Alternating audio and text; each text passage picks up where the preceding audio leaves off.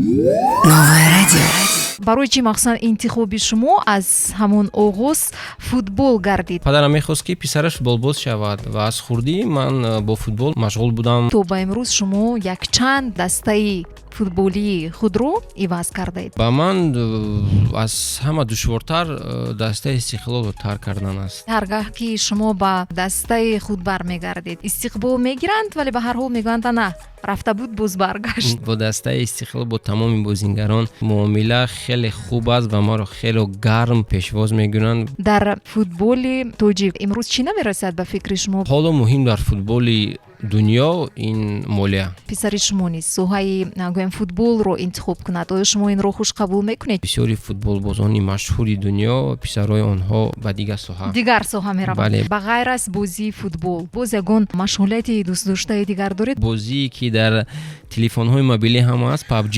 ҳолате ки барои шумо то имрӯз дар ёди шумо мондааст? дар дастаи Индонезия бо як дастаи Персебая бозӣ мекардем ва мухлисони Мадуро ва Персебая на он қадар хуб ҳастанд. моро полис бо бетер мебурд ба ин бозӣ. вақте ки шумо анамин фаъолияти кори футболбозии худро бас мекунед, бо чӣ кор машғул шудани ҳастед? аз хурдӣ футболро дӯст медоштам ва ҳам мехостам корманди ҳифзи ҳуқуқ шавам.